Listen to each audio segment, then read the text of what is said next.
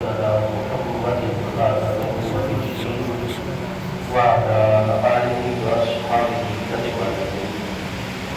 انتہائی واجب القدر والاحترام معزز حاضرین کرام، اللہ کریم کے شان کی خاص رحمت کہ اس کی مہربانی و فضل و کرم سے ہم سب حضرات حضور سیدنا پیر سیاہ لاجپال غریب نواز قدس سرہ العزیز کے آستان تقدس نشان آستان عالیہ سیال شریف میں نماز جمعہ المبارک کی ادائیگی کا شرف حاصل کرنے کے لیے اور اپنے مرشد کریم حضور سیدنا پیر سیاہ لاجپال غریب نواز کے فیض و برکات کے لیے فیض و برکات کے حاصل کرنے کے لیے حاضر ہیں۔ رب کریم جل شانہ ہم سب کی یہ حاضری اپنی بارگاہ اقدس میں قبول و منظور فرمائے۔ اللہ پاک حضور سیدنا پیر سیاہ لاجپال غریب نواز کے درجات عالیہ اپنی بارگاہ اقدس میں مزید بلند سے بلند تر فرمائے، آپ کے فیض و برکات ہم سب کو عطا فرمائے اور حضور سیدنا پیر سیاہ لاجپال غریب نواز کی مقدس نورانی روشن تعلیمات پر اللہ پاک ہم سب کو پورے خلوص دل کے ساتھ ہمیشہ ہمیشہ عمل کرنے کی توفیق عطا فرمائے۔ حضور سیدنا پیر سیاہ لاجپال غریب نواز کے آستان تقدس نشان پر آپ سب حاضرین دور و نزدیک سے جن عقیدتوں کے ساتھ جذبوں اور محبتوں کے ساتھ حاضر ہیں، اپنے دلوں کے اندر جتنی بھی جائز تمنائیں اور نیک دلی مرادیں رکھتے ہیں، اللہ تبارک و تعالیٰ حضور سیدنا پیر سیاہ لاجپال غریب نواز کی برکت سے جملہ حاضرین کی تمام جائز دلی مرادوں کو پورا فرمائے۔ آپ نے مجھ سے قبل استاد العلماء حضرت علامہ قبلہ مولانا مفتی محمد نعیم الحق سیاگی صاحب دامت برکاتہ العالیہ آپ کا مختصر خطاب مستطاب سماعت فرمایا۔ دعا فرمائے کہ اللہ پاک صحت سلامتی کے ساتھ قبلہ مفتی صاحب کی عمر مبارک میں مزید برکات عطا فرمائے اور آپ کے علمی فیض و برکات سے اللہ تعالیٰ ہم سب پیر بھائیوں کو فیض یاب فرماتا رہے۔ حضور سیدنا پیر سیاہ لاجپال غریب نواز آپ کی بارگاہ اقدس جو ہے وہ بے پناہ علم دوست بارگاہ ہے، اور آپ دیکھتے ہیں کہ آل رسول علیہ السلام سادات اعظام ان کا معاملہ ہو یا علماء دین کا معاملہ ہو تو حضور پیر سیاہ لاجپال غریب نواز کی خصوصی نگاہ عنایت جو ہے وہ شامل حال ہو جاتی ہے، اور ہمارے مرشد کریم ہمارے آقا و مولا حضور سیدی خواجہ خاقان سیدی علامہ حافظ خواجہ محمد ضیاء الحق صاحب غریب نواز زیب سجادہ عالیہ آستان عالیہ سیال شریف آپ نہایت ہی علم دوست ہستی ہیں۔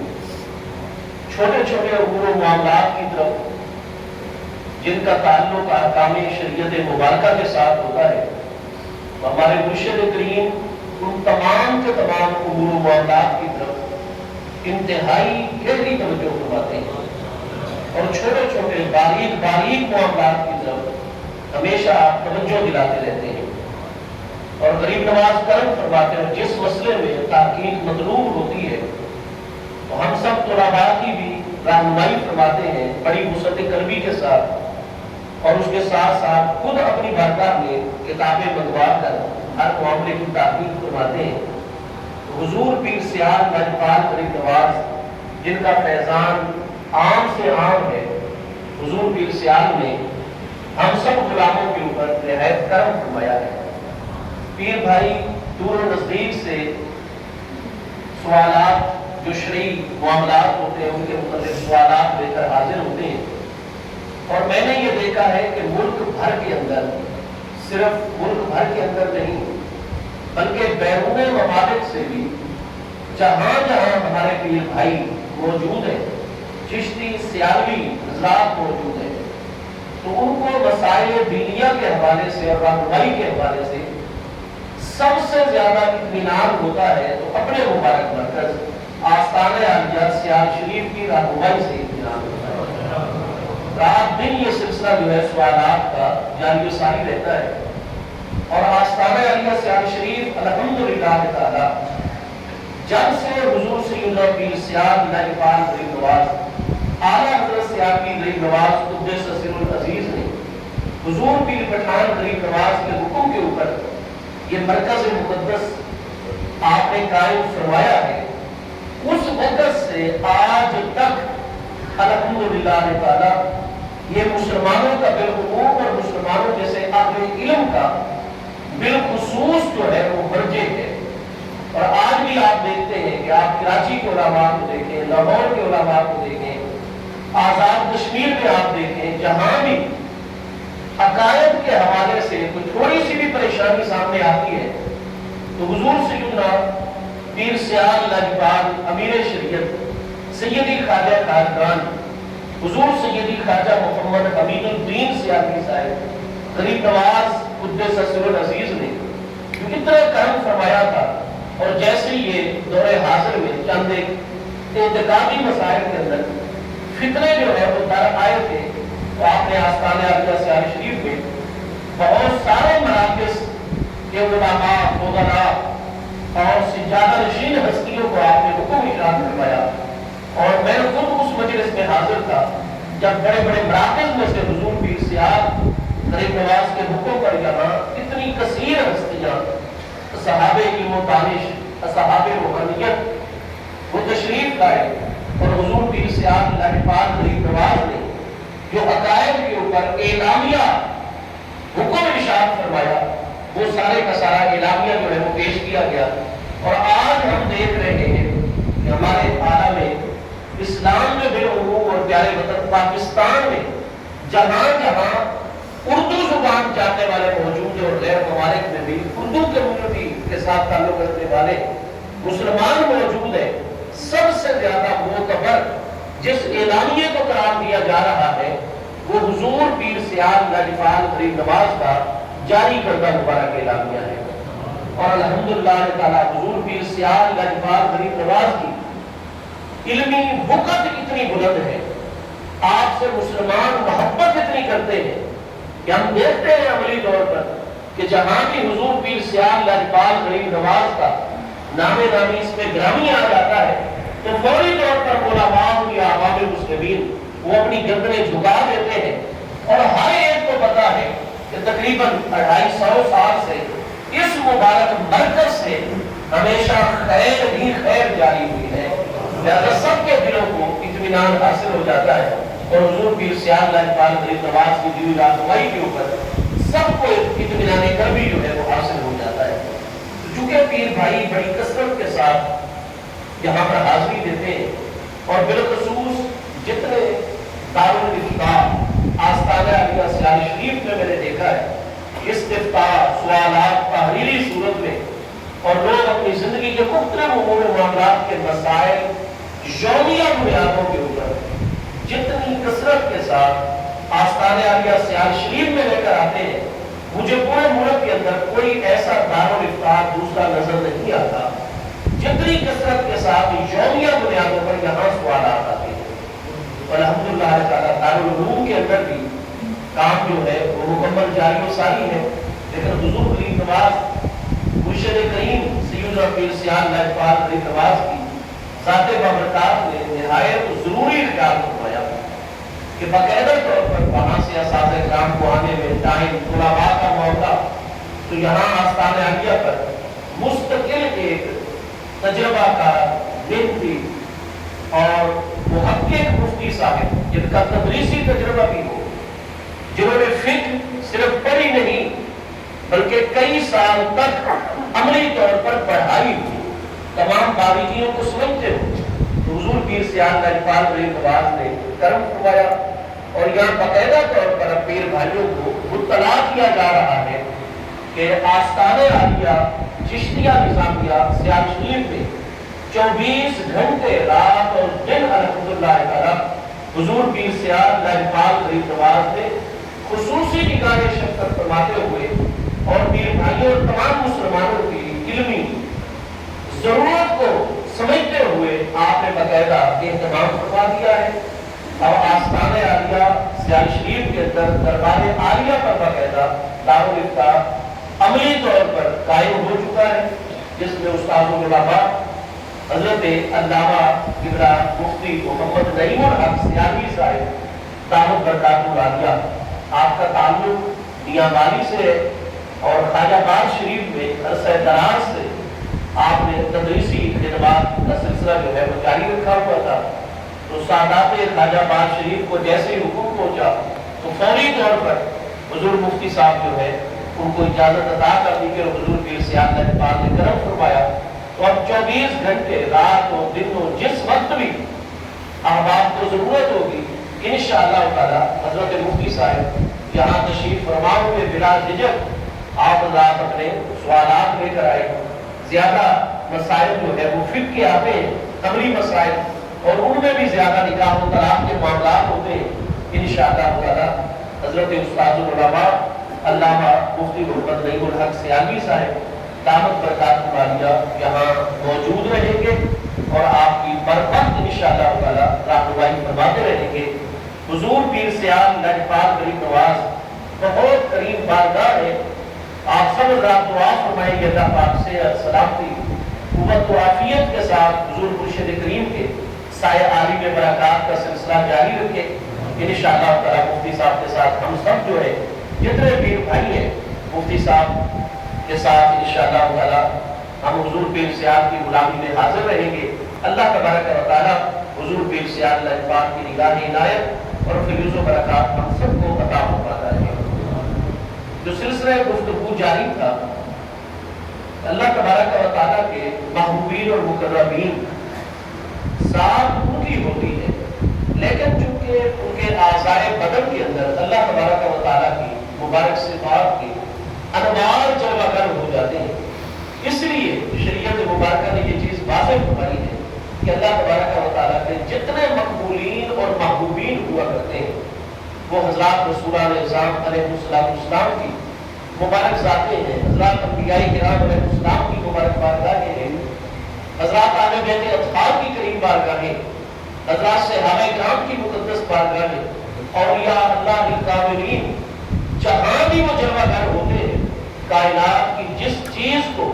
اللہ تبارک و تعالیٰ کے مقبولین اور محبوبین کے ساتھ نسبت ہوتی چلی جاتی ہے، انوار الہی کی برکتیں ان چیزوں کے اندر بھی جلوہ گر ہوتی چلی جاتی ہیں۔ چنانچہ شریعت مبارکہ نے یہ چیز واضح فرمائی ہے کہ جس چیز کی نسبت اللہ پاک کے پیاروں کے ساتھ ہو جائے وہ چیز اللہ کی آیات، اللہ کی نشانیوں، شعائر اللہ میں قرآن پاک فرماتے شامل ہو جاتی ہے اور وہ چیز فیوز و برکات کا ذریعہ بن جایا کرتی ہے۔ چنانچہ قرآن مجید فرقان حمید میں اس پتھر کو اللہ کی آیت اور نشانی قرار دیا گیا ہے جس پتھر کی نسبت اللہ پاک کے پیارے خلیل حضرت سیدنا ابراہیم علیہ السلام کے مبارک قدموں کے ساتھ ہوگی۔ قرآن پاک میں واضح طور پر اللہ پاک کا ارشاد گرامی ہے، اِنَّ أَوَّلَ بَيْتٍ وُضِعَ لِلنَّاسِ لَلَّذِي بِبَكَّةَ مُبَارَكًا وَهُدًى لِّلْعَالَمِينَ فِيهِ آيَاتٌ بَيِّنَاتٌ مَقَامُ إِبْرَاهِيمَ۔ اللہ پاک نے ارشاد فرمایا اِنَّ أَوَّلَ بَيْتٍ، بے شک سب سے پہلا گھر وُضِعَ لِلنَّاسِ جو قائم فرمایا گیا، وضع اور مقرر فرمایا گیا تمام کی تمام انسانیت کے لیے، للذی یقینی طور پر ہوئی ہے، بے مکہ تھا جو مکہ مکرمہ کے اندر ہے۔ آگے ارشاد فرمایا مبارک، وہ اللہ پاک کا مبارک گھر جو انسانیت کے لیے بطور مرکز مقرر فرمایا گیا ہے مکہ مکرمہ میں، مبارکن وہ برکت والا ہے۔ خانہ کعبہ شریف، بیت اللہ شریف میں ہر وقت اللہ تبارک و تعالیٰ کی جانب سے برکت ہی برکت نازل ہوتی ہے، یہاں تک کہ اگر 80 مرتبہ 24 گھنٹوں اللہ پاک کی نظر رحمت جب مخلوقات کی طرف متوجہ ہوتی ہے تو ان 80 میں سے 60 نظر رحمت صرف بیت اللہ شریف کے اوپر جلوہ گر ہوتی ہے۔ خانہ کعبہ شریف کو قرآن پاک میں مبارک قرار دیا جہاں برکت ہی برکت ہے. ہدی للعالمین. قرآن پاک نے فرمایا کہ بیت اللہ شریف خانہ کعبہ شریف تمام کے تمام عالمین کے لیے ہدایت کا ذریعہ ہے. آگے فرمایا فیہ آیات بینات. اس بیت اللہ شریف میں خانہ کعبہ شریف میں آیات بینات ہے, روشن نشانیاں ہیں اللہ پاک کی. آگے فرمایا مقام ابراہیم. ان آیات بینات اور روشن نشانیوں میں ایک آیت بینہ روشن نشانی مقام ابراہیم کی ہے. ہم اہل ایمان کے لیے چونکہ قرآن پاک سے بڑی کوئی دلیل نہیں, اور قرآن پاک میں ارشاد فرمایا فیہ آیات بینات مقام ابراہیم. مقام ابراہیم شریف کو قرآن نے آیات بینات کے اندر داخل فرمایا. لہذا ہم سارے کے سارے اہل ایمان مقام ابراہیم شریف کو اللہ تعالیٰ کی آیت بینہ مانتے ہیں جو کہ قرآن پاک میں ارشاد فرما ہے. اب سوال یہ ہے کہ مقام ابراہیم کیا چیز ہے؟ مقام ابراہیم ایک پتھر ہے. آج بھی جو حضرات بیت اللہ شریف کی زیارت سے فیضیاب ہو چکے ہیں اور دعا فرمائیں کہ اللہ تعالیٰ حضور کی زیارت اقبال غریب نواز کی وسیلے اور برکت سے ہم تمام کے تمام محبوب علیہ السلام کے غلاموں کو بار بار باعدد اللہ پاک حرمین طیبین کی حاضری کا شرف عطا فرمائے. آمین یا رب العالمین. آپ وہاں ملازہ فرماتے ہیں کہ مسجد حرام شریف کے سے خانہ کعبہ شریف کے مقدس دروازے کے عین سامنے فاصلے کے اوپر مقام ابراہیم شریف وہ مبارک پتھر جو ہے وہ موجود ہے. محبوب کریم علیہ السلام کی تشریف آوری سے 3500 سال پہلے اور آج سے ٹھیک تقریباً 5000 سال پہلے جب اللہ پاک کے حکم کے اوپر حضرت سیدنا خلیل اللہ ابراہیم بن طارق علیہ السلام اپنے پیارے فرزند سیدنا اسماعیل علیہ السلام کے ساتھ مل کر خانہ کعبہ شریف کی دیواریں بلند کروا رہے تھے. اب جہاں تک حضرت سیدنا ابراہیم علیہ السلام کے عالم اسباب کے اندر ہاتھ مبارک کھولتے رہے, حضرت اسماعیل علیہ السلام گارا تیار کر کے پیش کرتے رہے, پتھر پیش کرتے رہے, اور سیدنا ابراہیم علیہ السلام چاروں طرف چل کر خانہ کعبہ شریف کی دیوار جیسے جیسے جبریل امین علیہ السلام اللہ پاک کی جانب سے حکم پہنچا رہے تھے وہ تعمیر فرماتے رہے. اب ایک مرحلہ ایسا آ گیا کہ جہاں حضرت سیدنا ابراہیم علیہ السلام کو اسباب اپنانے کی ضرورت لاحق ہوئی کہ مزید چونکہ حکم تھا کہ اتنے میٹر بلندی تک فضا میں خانہ کعبہ شریف کی دیواروں کو بلند کرنا ہے, اس کے بعد چھت مبارک ڈال دیے. اب اس کے لیے ضرورت تھی اعلیٰ اسباب میں کہ اس کے لیے کوئی سٹینڈ ہو, کوئی پیڈ ہو, کوئی سیڑھی, کوئی ایسا ذریعہ جس کے اوپر سیدنا خلیل اللہ ابراہیم علیہ السلام جلوہ گر ہو کر اتنی بلندی تک جتنا اللہ پاک کا حکم ہے دیوار کو تعمیر فرما دیں. لہذا کسی ذریعے کی ضرورت ہے. اب یہاں یہ چیز سب ان بھائیوں کے سامنے میں واضح کر دوں کہ اللہ تبارک و تعالیٰ کی بارگاہ میں ایک ہوتا ہے اس کے محبوبین اور مقربین کا اپنے تصرفات کو کرنا اور اپنے کمالات کو اور مقامات کو ظاہر کرنا اس کریم کے حکم سے, اور دوسرا یہ ہوتا ہے کہ اللہ تبارک و تعالیٰ کے احکام پر عمل کرنا. تو یہ اصول ہے تمام کے تمام پیارے رسولان اعظام, تمام انبیاء کرام علیہ السلام اور تمام اولیاء اللہ کاملین اللہ کے محبوبین اور مقربین کا یہ اصول ہے. اور وہ اصول یہ ہے کہ جب انہیں اللہ پاک کا کوئی حکم ہوتا ہے کہ میرے پیارے بندو اس کام کو تم نے اس طرح سے انجام دینا ہے, یا اللہ پاک کی جانب سے اپنے محبوبین پر کوئی ابتلا, کوئی امتحان, کوئی آزمائش کا مرحلہ ہوتا ہے, تو وہ اس امتحان اور آزمائش کے مرحلے کے اندر پھر خدا داد کمالات کو ظاہر نہیں کرتے, بلکہ وہ باقی لوگوں کی طرح مقام ابدیت پر اتر کر اس ابتلا اور امتحان میں اپنے کمالات کو ظاہر کرنے کی بجائے وہ عین اسباب کے تحت چلتے ہیں تاکہ جتنا اپنی ذات بابرکات کو مشقت میں ڈالیں گے, محنت میں ڈالیں گے, اس اللہ پاک کی محبت میں وہ کریم اتنا ہی راضی ہو کر مزید اپنا قرب اور زیادہ عطا فرمائے گا. حضرت سیدنا ابراہیم علیہ السلام جن کے بارے میں قرآن پاک میں موجود ہے, کذالک نری ابراہیم ملکوت السماوات والارض وليكونا من الموقنين کہ وہ جلوہ گر مکہ مکرمہ میں ہوتے تھے حضرت ابراہیم علیہ السلام. بعض دنوں میں وہ جلوہ گر فلسطین اور شام میں ہوتے تھے، لیکن وہاں جلوہ گر ہو کر قرآن پاک سورہ انعام میں ارشاد فرما رہے ہیں کہ تمام کے تمام آسمانوں اور تمام کے تمام زمین کے ملکوت یعنی ظاہر کو بھی اور ہر چیز کے باطن کو بھی آپ زمین پر کھڑے ہو کر مشاہدہ فرما دیا کرتے ہیں. حضرت سیدنا ابراہیم علیہ السلام اگر چاہتے تو آپ کا مقام مقام رسالت ہے، آپ کا مقام مقام نبوت ہے، آپ اللہ پاک کے مبارک خلیل ہیں. اگر آپ سے فیض لینے والی ہستی اور آپ کی اولاد امجاد میں ہستی حضرت سیدنا خضر علیہ نبینا علیہ السلام آپ صرف اشارہ فرماتے ہیں. قرآن فرماتا ہے اقامہ یتیم بچوں کی دیوار کو آپ تصرف کر کے اشارے کے ذریعے سے قائم فرما دیتے ہیں. حضرت سیدنا عیسیٰ علیہ السلام کے معجزات قرآن پاک میں بیان ہوئے. باقی مبارک ہستیوں کے حضرت آصف برقیہ وہ اللہ کے پیارے بڑی کرامت ظاہر کرتے ہیں اور 2800 میل کہ اس دور کی سہولتوں کے مطابق علی بصیرت شہرین 2 مہینے جانے میں لگتے تھے، 2 مہینے آنے میں. جو تخت بلقیس باقی لوگ 4 مہینوں کے بعد پہنچا سکتے اور عفریت جن تک حضرت سلیمان علیہ السلام نے جتنی مقدار جلدی فرمائی وہ عفریت جن بھی عاجز آ گیا کہ حضور اس سے زیادہ جلدی میں نہیں آ سکتا. لیکن قرآن پاک سورہ نمل شریف کے اندر واضح فرماتا ہے کہ حضرت سیدنا آصف نے حضرت سلیمان علیہ السلام کی بارگاہ میں عرض کی حضور مجھے اجازت اور اذن عطا فرمائیے انا آتی کا بھی قبل ان یرتد الیک طرفک. حضور آپ پلک جھپکیے، پلک مبارک آپ بعد میں جھپکیں گے، قبل میں اس سے بھی پہلے تخت بلقیس کو آپ کے قدموں میں رکھوں گا.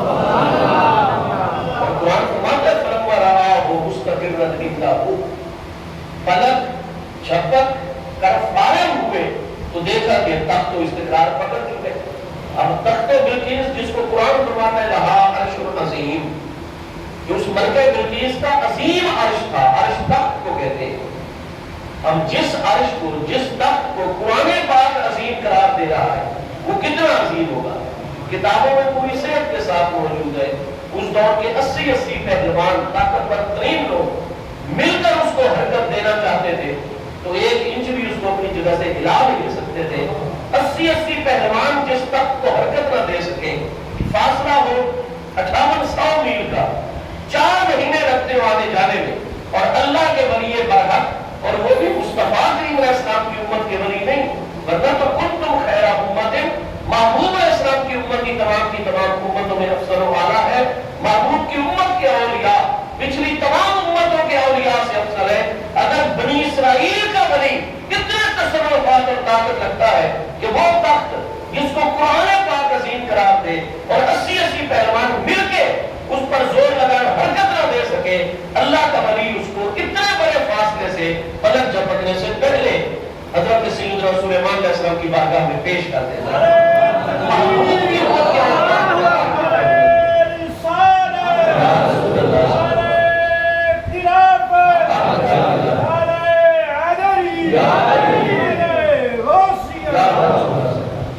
یہ قرآن پاک نے بیان فرمایا ہے. اللہ تعالیٰ کے پیارے رسولہ نے انبیاء کرام علیہ السلام سے جب کوئی بھی خارق عادت امر ظاہر ہوتا ہے اس کو معجزہ شریعت مبارکہ کی اصطلاح میں کہا جاتا ہے. لیکن جو غیر انبیاء مقبولین و محبوبین ہیں ان سے جب اس طرح کا خارق عادت معاملہ ظاہر ہوتا ہے تو اس کو شریعت طاہرہ میں کرامت کہا جاتا ہے. تو قرآن پاک کے 19ویں پارے میں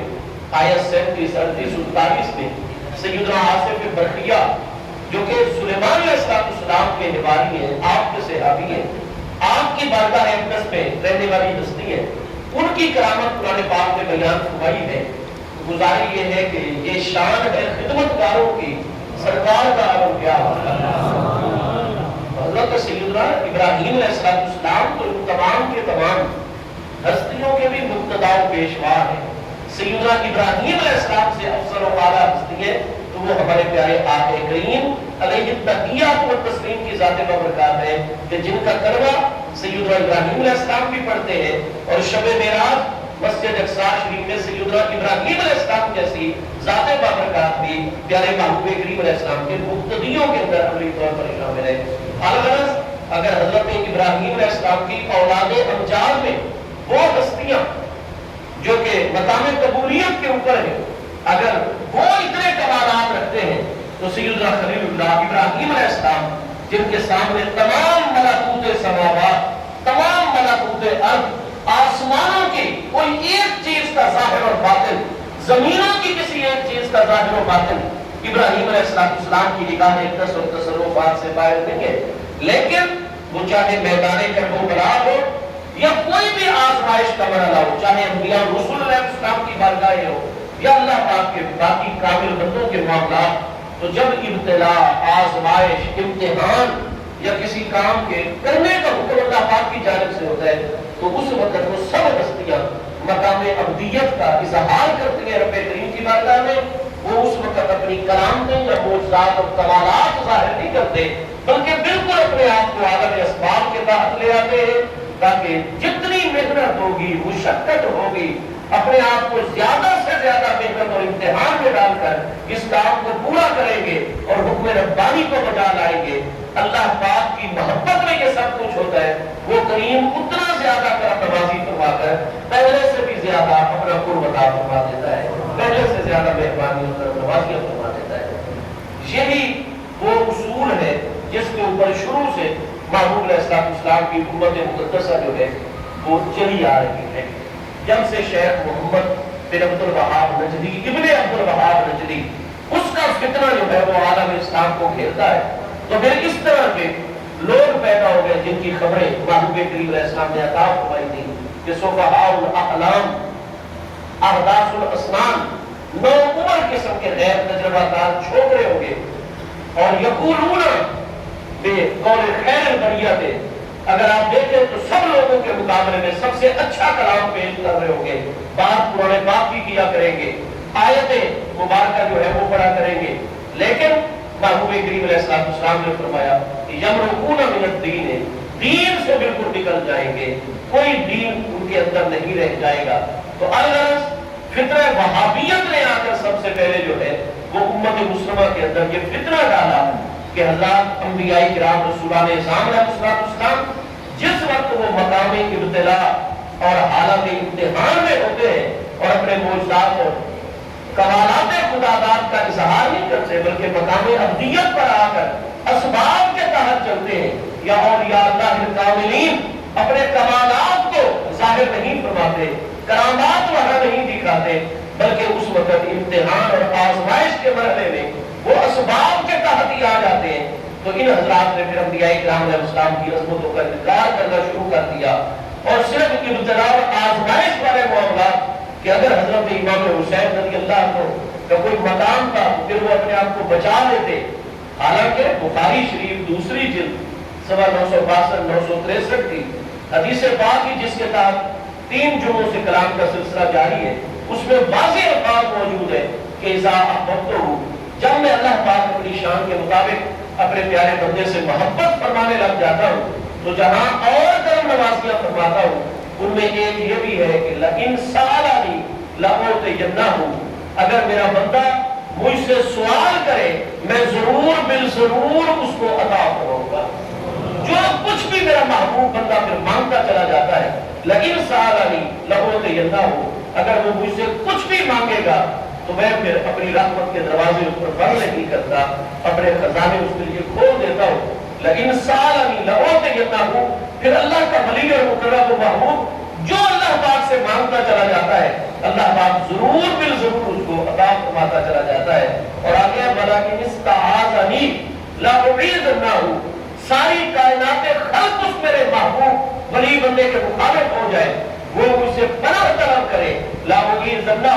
میں اللہ پاک تمام مخلوقات کے مقابلے میں اس کے دشمنوں کے مقابلے میں اس کو ضرور بالضرور پناہ عطا فرماتا ہوں۔ ہمارا تو عقیدہ ہے کہ یہ اللہ پاک کا مبارک کلام ہے، حدیث قدسی ہے جو بخاری شریف اور کتنی کتب احادیث کے اندر صحیح اسناد کے ساتھ موجود ہے، تو ہمارا تو اللہ پاک کے فرمان پر کامل ایمان ہے۔ لئن سالنی لأعطینہ ولئن استعاذنی لأعیذنہ، اگر وہ مجھ سے مانگے میں سب عطا کرتا چلا جاتا ہوں، مجھ سے پناہ مانگے میں اللہ پاک پناہ عطا فرماتا ہوں۔ حضرت سیدنا امام علی مقام سید الشہداء، اگر آپ بھی اللہ پاک کی پناہ مانگتے اللہ پاک ضرور پناہ، لیکن نہیں، محبوب کی دعا تھی، اللہم آت الحسین صبرا و اجرا، اللہ پاک میرے حسین کو صبر و استقامت عطا فرمانا اور اجر عطا فرمانا۔ تو نانا جان کی بارگاہ کی طرف توجہ تھی کہ وہ کریم جس امتحان میں ڈالے اس امتحان کو باخوشی قبول کرنا اور اس مرحلے میں پورا اترنا ہے۔ تو الگ سیدنا ابراہیم علیہ السلام بھی عالم اسباب میں، کیونکہ جتنا تعمیر کعبہ پر مشقت ہوگی اتنا اللہ کا قرب و عنایات ملے گی، وہ ضرورت تھی، لہٰذا جنت سے یہ پتھر بھیجا گیا اور اس پتھر کو سیدنا ابراہیم علیہ السلام کے مبارک قدموں سے نسبت ہو گئی۔ اللہ تعالیٰ نے اس پتھر کو اپنی آیات میں شامل فرما دیا۔ اگر ان پاکیزہ بارگاہوں کے قدموں سے ایک پتھر لگ جائے وہ اللہ کی آیات میں شامل ہو جاتا ہے، تو خود یہ مبارک ذاتیں کیوں نہ اللہ کی آیات میں شامل ہوئی۔ ہم سب کی بڑی سعادت ہوتی ہے کہ حضور پیر سیاہ اللہ اقبال جیسے مقبولین کے درگاہ عالیہ پر ہم سب کو حاضری کا شرف حاصل ہوتا ہے۔ ضرورت اس عمل کی ہے کہ آداب کو مد نظر رکھا جائے۔ حضور پیر سیاہ مزارات عالیہ کو سجدہ کرنے سے بڑی شدت اور سختی سے منع فرماتے ہیں۔ آپ سب اللہ آداب کا خیال کیا کریں، اور بہت سارے میرے پیر بھائیوں کو دیکھا ہے آتے ہوئے مجسمے ادب و نیاز ہوتے ہیں اور بعد میں واپس جاتے ہوئے کیونکہ گھر جانے کی فکر ہوتی ہے، جلدی ہوتی ہے، تو وہ پھر ہارن بہت زیادہ دیتے ہیں اور نہیں دیکھتے کہ آگے خواتین جا رہی ہیں، پیارے بچے سڑک کے اوپر چل رہے ہیں، موٹر سائیکل والے بالخصوص ہمارے پیر بھائی کتنے آستانہ عالیہ کی حدود میں ہارن پہ ہارن ہارن پہ ہارن۔ تو یہ جلدی نہ کیا کریں، اور جتنا آپ سیال شریف کی حدود میں مجسمہ ادب و نیاز بنیں گے، جتنا صبر کریں گے برداشت اور دوسروں پر ایثار اور قربانی کا معاملہ، دوسرے پیر بھائی کو، پیر بہن کو ان کا احترام کرتے ہوئے پہلے راستہ دے دیں گے، خود کوئی بھی 2 منٹ لیٹ ہو جائیں گے، حضور پیر سیال کی ایسی برکت ہوتی ہے آپ پہلوں کے باقیوں کے مقابلے میں زیادہ جلدی خیریت سے گھر پہنچ جائیں گے۔ لیکن آستانہ عالیہ کے حدود میں ہمیں صبر اور تحمل کا مظاہرہ، نماز پڑھتے ہوئے بھی باقی پیر بھائیوں کے لیے جگہ وسیع کرنی چاہیے۔ اللہ پاک ہم سب کو ادب بھی عطا فرمائے، حضور پیر سیال کا فیض بھی عطا فرمائے۔